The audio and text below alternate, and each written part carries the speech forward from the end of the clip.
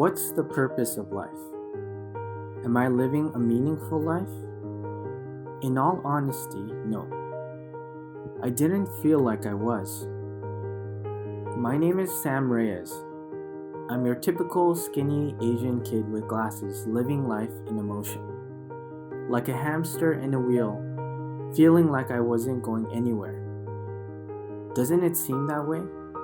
People usually go to school or work, come home, watch TV, eat, sleep, and do the same thing over again the next day. Try asking people what the purpose of their life is. I guarantee you many of them don't know and are just going through life. I wanted to share my story of how I found a purpose through God and His Word. I grew up going to a traditional Christian church. The number of young adults I could count with my fingers.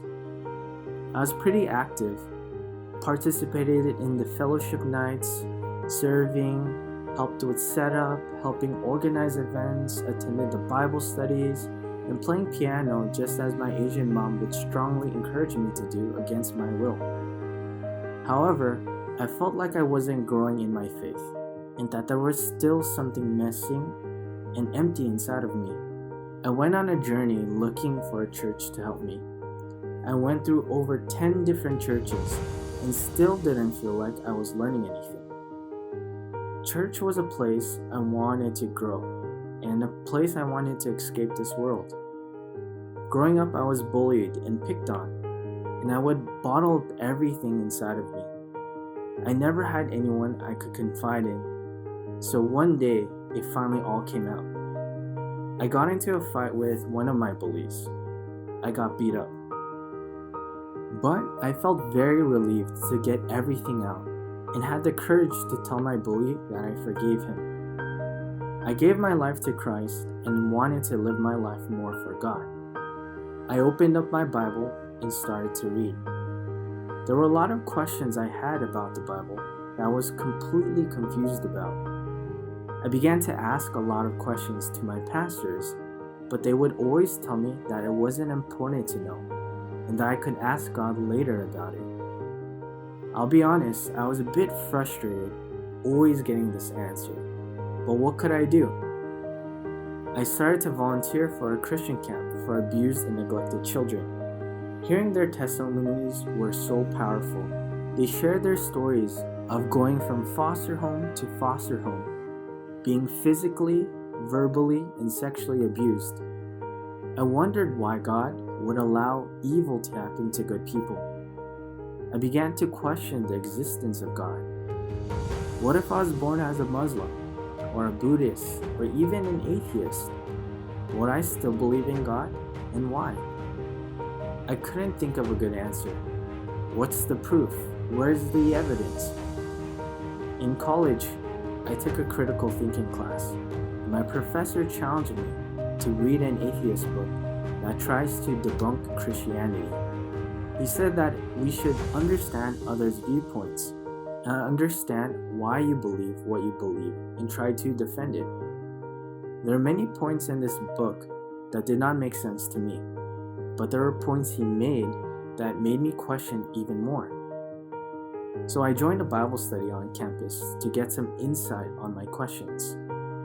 This Bible study teacher would basically read me a verse and ask me how I felt about it. I would come up with different words like good, great, awesome, but I felt like I wasn't even learning anything. I was so frustrated. I remember I was laying on my garage floor one night, crying because I didn't understand and felt very confused and lost. I prayed to God for understanding. The amazing thing was, a friend contacted me the next night and asked me to hang out. We began to get into a deep conversation and got on the topic of faith. I expressed to her my emotions and what I was going through, and she asked me to ask her about my questions, and so I did.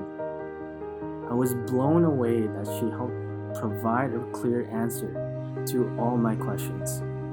She invited me to check out her Bible study, and I felt like I was finally understanding God's Word. It felt so good to understand this book that I had the heart to want to share this Word with others. I talked with my friends and family asking them if they wanted to check out the Bible study as well. Some did and some didn't. What I wanted to share with all of you was that I found a purpose, and my purpose is found inside of the Bible. I was able to see God's heart and His will, and how God has been working for the past 6,000 years to be reconnected with His people. I don't want to be someone who just sits idly by, just plays video games all day while God is still working. I want to live my life as a true Christian. However, I do get criticism from my friends and family. They say you work too hard, you're not getting enough sleep, you're going out too much. But from my perspective, I'm doing fine. I'm not forced to go out or forced to do anything, but it's something I feel very passionate about. My friend and family may not understand fully right now, but they just care about me. I know my body the best, and so I work and rest accordingly. They say, Sam, you're in a cold. But to me, it doesn't matter what people say. I want to live a life for God and to please Him. I'm not harming anyone, but just inviting people to learn the Word. I know my life may not be comfortable as others, but Jesus promised that we will go through suffering, just as He went through suffering at the first coming. That's a sign that I know that I am doing the right thing. I'm not living my life to please people, but I want to live my life to please God and be more like Jesus. One of my favorite verses is in Galatians chapter 2, verse 20. Apostle Paul here writes, I've been crucified with Christ, and I no longer live, but Christ lives in me. The life I live in the body, I live by faith in the Son of God, who loved me and gave Himself for me. I really love this verse because it talks about what a true Christian should be. And it talks about the life that Apostle Paul lived. If you compare his life with the life of an average person, their lives are very different.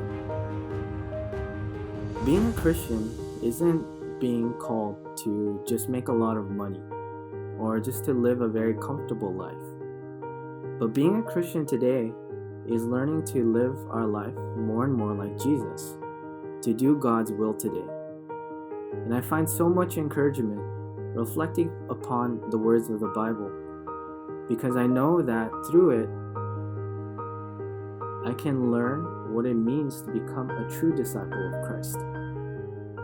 Another favorite verse of mine is in Jeremiah chapter 20, verse 9. Jeremiah writes, But if I say, I will not mention Him or speak any more in His name, His word is in my heart like a fire shut up in my bones.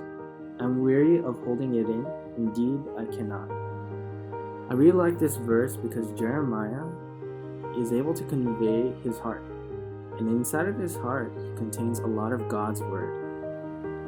And so just as much as I have received God's word today, I don't want to be someone who just buries it inside of my heart, but wants to be like Jeremiah in preaching and sharing God's word with others.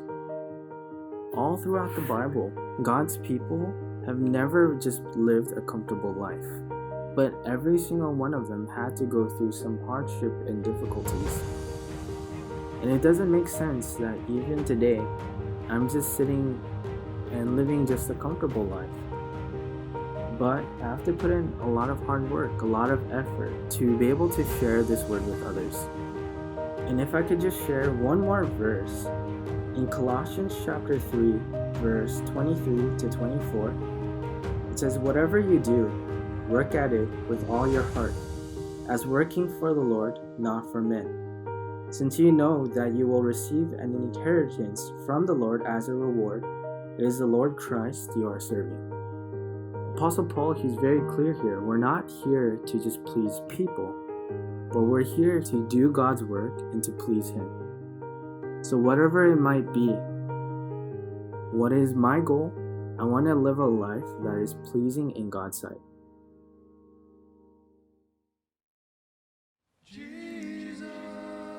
Hey, mortal friends! Thanks for visiting us at EZBible. Don't forget to click the like and the subscribe button. God bless.